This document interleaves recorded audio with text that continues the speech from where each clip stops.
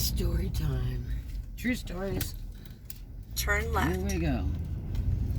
Okay, so decided to go out with my little girl out to our lake house out at Lake Eufaula. Love that place. We have our own dock and stairs down to the dock, our own private dock. And it's really peaceful. It's great to go out and play guitar on the deck, especially at night. It was enchanting. And I love to go fishing out there. But you have to, the fish don't start biting till like turn right, then turn left. And I mean on the clock. Like on the clock. I don't know how these fish tell time, but anybody can go up there and fish. Never catch a damn thing until the middle of the night. Until just before daylight. That's when you'll catch a truckload of them. And our dock was pretty famous. They say it was a real good fishing spot, but that's because my ex-husband and his brother used to take their old Christmas trees and throw them off the dock over there, which creates a big problem because about every other fishing lure you use out there gets hung up in those trees and you lose it. Turn right, then turn left. The water's not too deep. Well, on a deep day, it's probably 15 foot at the dock. On a shallow day, it could be about 6 foot. But it's really murky water. Trust me, it's not clear. And it's fresh water. Then turn right. It's not salt water, but it's borderline of Alabama and Georgia.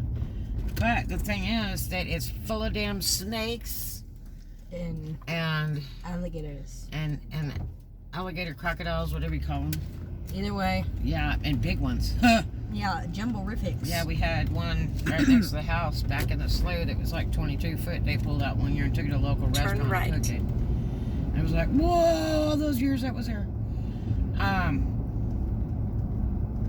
And I mean, it even had like little wild bears that would wander around up there in the woods and everything, because it's kind of woodsy, and it's right over the huge lake. It was pretty cool. But continue on route. So I used to love to take off and go out there, especially if we were having problems and that. I was just, where you'd find me at the lake house, because I would pack the car up and be gone. And take off for maybe the day. I might be there a couple days, might be there a week. I might not come back for 2 weeks. Because it was peaceful up there and I had a blast up there and my neighbors were great. Libby, who lived right next door, was awesome. She was like the guy of the year kind of thing. I don't think she was gay, but she could do everything a man could. She could work on her own car. She could do everything. She didn't need any guy living with her. And she was funny as hell. I mean, you never saw her in heels or a dress or anything like that. She, wore her deck shoes, just real casual boater type attire, kept her hair short, had a beautiful, immaculate house that she wanted to divorce back in like the 70s. Kept it immaculate. But she just could do everything. She could, cut a fish up and gut it like boom, boom. She's amazing. Just amazing. And love to have her come over and visit. She's awful nice. Real southern speaking. She had a little dog. What was the name of that little dog? Dixie. And Dixie, when I would come up there, Dixie would come by the house to say hi. And we always kept dog food so we could feed her when she come by to visit. And then one time she disappeared years later, which we think the bears or something might have got her. Because she would bark at anything that moved in the woods or whatever. But anyway, Dixie would always make it there before Libby did. It was really cool. And so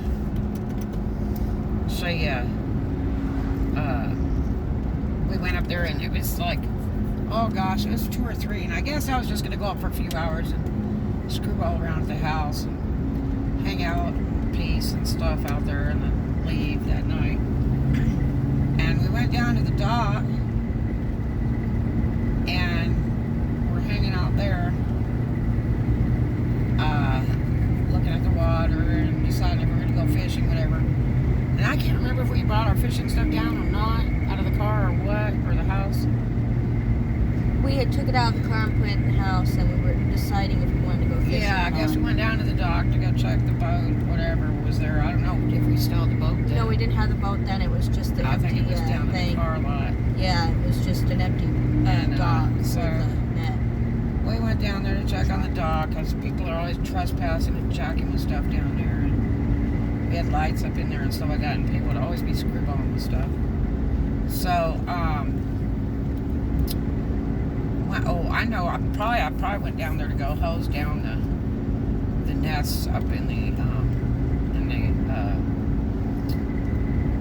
carport thing over the dock in the roof, because we get really huge nests up there for wasps and stuff like that, and they get gigantic. So I have to go down there and spray them down, and then if they still stick around, I have to go spray gasoline up in there and stuff to kill them off. But anyway, my little girl and I were down there at the dock, and all of a sudden, I kept my keys on the side of me on a brass navy clip hook, and somehow or another, I lost the damn keys in the water in the dock.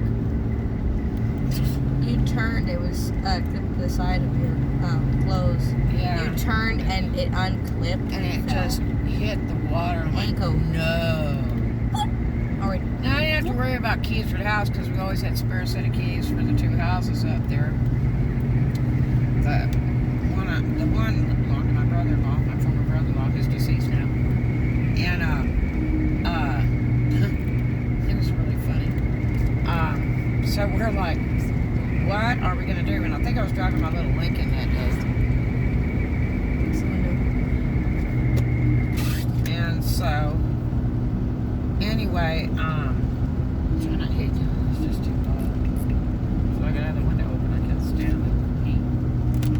So anyway, I'm like, oh no. And my little girl, she was just pretty little back then. I guess she was about 2 or 3. I don't know. And I was like, oh. That's the last thing I want to do is call for help from that butthead.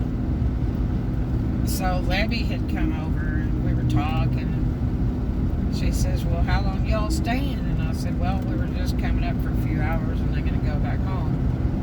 And I said, but I guess we'll be staying the night. And she goes, why? I said, probably because I'll have to hire a diver. Because I just lost the keys to the car in the water here at the dock. She's like, no. And I was just waiting for me to go, I got a suit up at the house and a tank or snorkel, because Libby just did everything. But no, but she knew a diver, but thought he would probably charge $75 or $100 to go down there in that 15 foot of black water at the dock. But anyway, so I was like, oh boy. But it was alright because it's not so bad being stranded in paradise, you know. It's a beautiful place. I love that place, so peaceful. And so anyway, I went to cook us something to eat because I always had some food in the house. If not, I could go to the market down the street or whatever. But see, I didn't have a car because I didn't have keys. So, anyway, did that. Went back down to the dock. And so I said, well, might as well pull up the Trap. The trap thing. We have this big illegal, they say it's illegal cage. It's a cage thing that people like to put down. Well, we have one at our dock. It's all rusty and cruddy. It's huge though. And you're supposed to put bait in there and then fish and stuff go in there. But we don't bait it unless we're at home, because it would be humanly cruel to let fish get in there and just stay in there for weeks at a time, because we're not there all the time. So we don't bait it. We just leave it in the water. Sometimes there's stuff in there. You know, you have to pull it up to shake it off. And make sure there's no animals in there and emptied out. So, you know, and I've seen animals at time in there, but they were, thank God they were still alive. They weren't dead, because that would be so sad. And there's no sense in killing an animal unless you're going to eat it. So anyway, we're sitting there, and it's always like a treasure to pull that wire box up. And so we're pulling it up, and there's something sparkling on top of that box. And I'm like, what the hell? And I pull it up, and I get it about 4 inches near the surface of the water. And sure as hell looks like my damn keys on the top of that metal fishnet box, Trap. cage, whatever that thing is. And pull it up and went, dude, do you believe my flipping keys are on top of the damn fish box? And pulled it up really carefully to make sure I didn't lose it down in the murk. And it was like so cool. My daughter and I, she was like freaking out. I think I was trying to help you lift the net up. And it was too funny. We pulled that thing up so carefully. It's a huge box. It's like 4 foot by 4 foot kind of thing. It was big. And pulled that up, set it up on that dock, and just stood there and looked at him and went, if I could only take a picture.